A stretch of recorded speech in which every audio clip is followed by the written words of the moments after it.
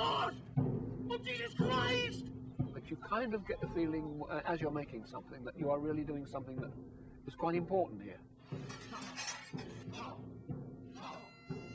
It's amongst the top 100 of British films of all time. It contradicts all the styles of the Hammer films that have gone before.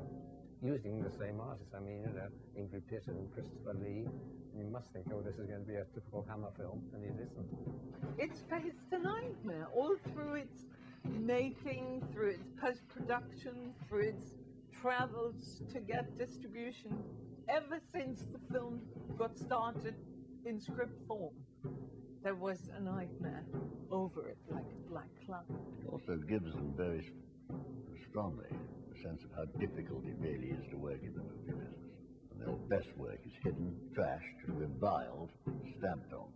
And it should be considered a cautionary tale. You know, watch this, it can happen. Avoid it.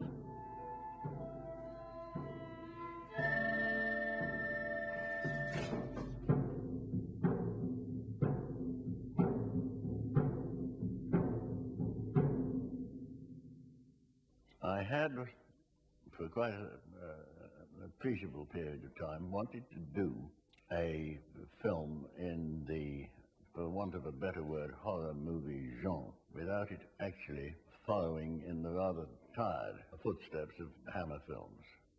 Tony was looking to do something with a horror genre that was a little more intellectual. Christopher was anxious to break away from what he'd done extremely well with, of course, all the classic horror stuff. We both liked horror films.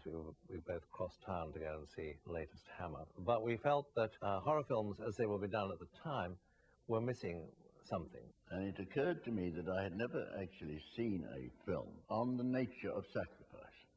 The old religion, which had gone underground for many centuries after Christianity came, and that it would be fun to try and conceive of a story where the old religion had reappeared. So we searched around for a story of that kind. So there was a consortium formed with Christopher Lee and Peter Snell, who was then the managing director of British Lion, and myself to do such a film. They had in mind a very unusual project. They wanted me to play one of the leads. So I went there, and we chatted and talked. They weren't very specific, either of them.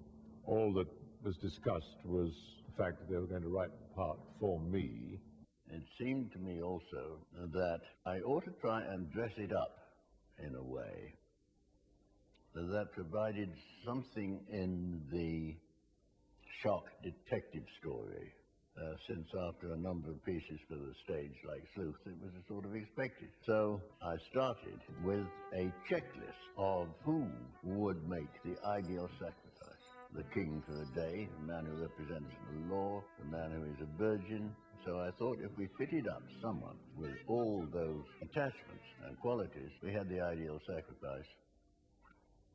And in order to put it into the shock ending, a very interesting, if age-old trick is to flip it on its back and suggest that the truth is diametrically opposed to what actually the truth is. And this is the case in this film, so that as we all know, the hunter is the hunted.